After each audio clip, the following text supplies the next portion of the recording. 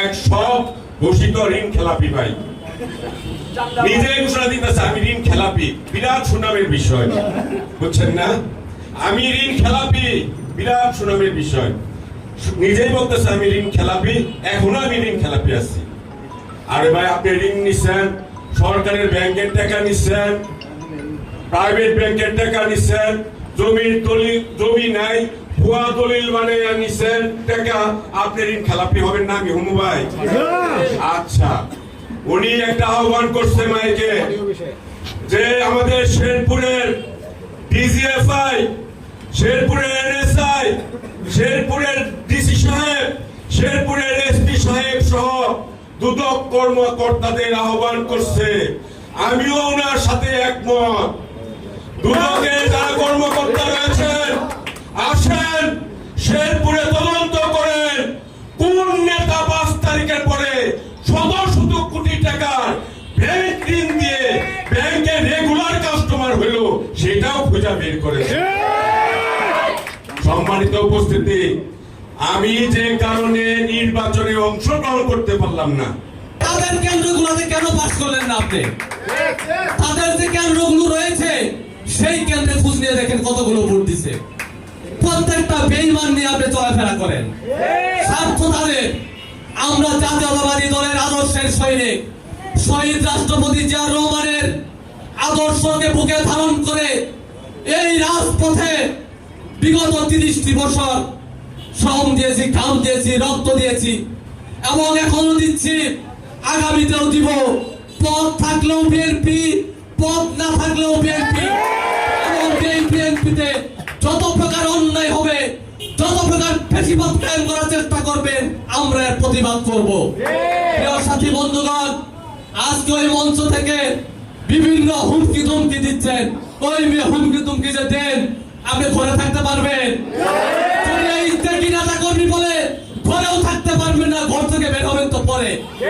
প্রিয় সাথী বন্ধুগণ, আমরা আপনাদেরকে সম্মানার্থে আজকে মিটিং এ যে সমস্ত বক্তব্য দিচ্ছেন, সেই বক্তব্যের প্রতিবাদে আমাদের তাৎক্ষণিক সেখানে মিছিল করা উচিত ছিল, কিন্তু বিএনপির ভাবমূর্তি নষ্ট হবে এটা ভেবে আমরা কিন্তু প্রতিবাদটা করি নাই। ভবিষ্যতে লাগাম দিয়ে কথা বলবেন, বুঝে শুনে কথা বলবেন। আরেকটা কথা বলতে চাই, কাচের ঘরে বসে আপনি কুড়ে ঘরে ঢেল ছুড়লে এটা কিন্তু বিরাট বড় বোকামি। অতএব এই জিনিসগুলো লক্ষ্য রাখবেন। এবং ওখানে যারা বক্তব্য দিচ্ছেন, ওই সানো রোমানের যারা সঙ্গে ব্যবসা বাণিজ্য করছেন, তারা আতিকের বইয়ের নাম কি? শান্তা। শান্তার ছোট সাইকেল ছিল।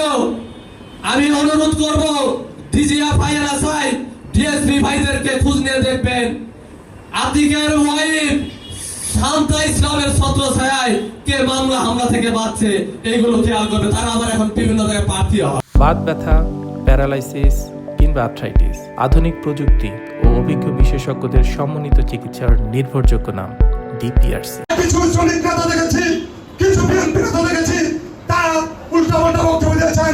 সাবধান হয়ে যান। চাঁদাবাজি করেন, মানুষ জানে, মানুষকে জবরদখল করেন, তাও মানুষ জানে, মানুষের গাড়ি দখল করেন, এটাও কিন্তু মানুষ জানে। আমাদের মুখ্য শেরপুরের প্রত্যেকটা মানুষ জানে, শেরপুরবাসী জানে। আমি বাধ্য হয়ে আমি ফেসবুকে স্ট্যাটাস দিয়েছি, আপনাদের কথা শুনে শয়তান আসে, শেরপুরবাসী আসে। আপনারা করেন চাঁদাবাজি, আপনারা মানুষকে জিম্মি করেন, টাকা দিয়ে মামলা দেন, স্বনামধন্য ব্যবসায়ীদের ছেড়ে দেন। আবার আপনারা বিএনপি করেন, আপনারা কোন দলের শেষ নির্বাচন করেছেন? আমরা দলের শেষ নির্বাচন করেছি, 2টি আসন ছিনিয়ে নিয়ে এসেছি, বিজয় করেছি বাণিজ্য দিকে। আর আপনারা ছাত্র দল নিয়েছেন, যুব দল নিয়েছেন, শহর বিএনপি নিয়েছেন, থানা বিএনপি নিয়েছেন, জেলা বিএনপি নিয়েছেন। সকলে মিলে একটি আসনে একটি লোককে নির্বাচিত করে পারতে পারেন। অপমান করেছেন, তাদের শিষ্য অপমান করেছেন, আপনাদের বিচার জানাই। আপনাদের নেতৃত্বে আপনারা তাদের শিষ্য তুলে নিয়ে আসতে পারেন নাই, আমাদেরকে আপনারা নির্বাচনে ডাকেন নাই। রূপন ভাই শেরপুর 3 আসনে তাদের শিষ্যের দায়িত্ব পালন করেছে। আমি শেরপুর 3 আসনে তাদের শিষ্যের সোশিয়াল ম্যানেজার হিসেবে দায়িত্ব পালন করেছি। আপনারা তো আমাদেরকে ডাকেন নাই, তথাপি আমরা আপনাদের নির্বাচন করছি।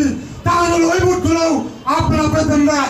আপনারা যাদের সঙ্গে নিয়ে ভোট চান তাদের টাকায় ভোট কমে যায়, কারণ তারা চাঁদাবাজ, কারণ তারা মাদক ব্যবসার সাথে জড়িত। আমাদের মুখ খুলবেন না। আমরা চাই আপনাদের সাথে যাদেরকে নিয়ে বড় বড় পদ দিয়েছিলেন, কেন তারা শীষ ফেল করেছে। প্রথম যুগ্ম সাধারণ সম্পাদককে সেক্রেটারি করা হয়েছে, ছাত্র দলের সিনিয়র ভাইস প্রেসিডেন্ট তাকে বাদ দিয়ে ফার্স্ট সেক্রেটারি করা হয়েছে। অথচ তার বাড়ি হলো একটা ইউনিয়নে, আমার বাড়ি পৌরসভার ভিতরে। কিসের কারণ হয়েছে? অর্থের বিনিময়ে এবং নোংরা খেলা, পিছন দরজা দিয়া এইভাবে নেতৃত্ব নিয়ে আসা আজকে তৃণমূলকে জবাই করা হচ্ছে। প্রিয় সাথী ভাইয়ের আমার, এইভাবে যদি চলতে থাকে, আমরা যদি এর প্রতিবাদ গ্রহণ না করি, তাহলে আস্তে আস্তে তৃণমূলের এই থেকে নেতারা হারিয়ে যাবে। তাই আমি বলতে চাই, এই সমস্ত নোংরা খেলা বন্ধ করেন, এই সমস্ত নোংরা খেলা বন্ধ করেন, ত্যাগীদেরকে মূল্যায়ন করেন, শ্রমের মূল্যায়ন করেন। যারা দলের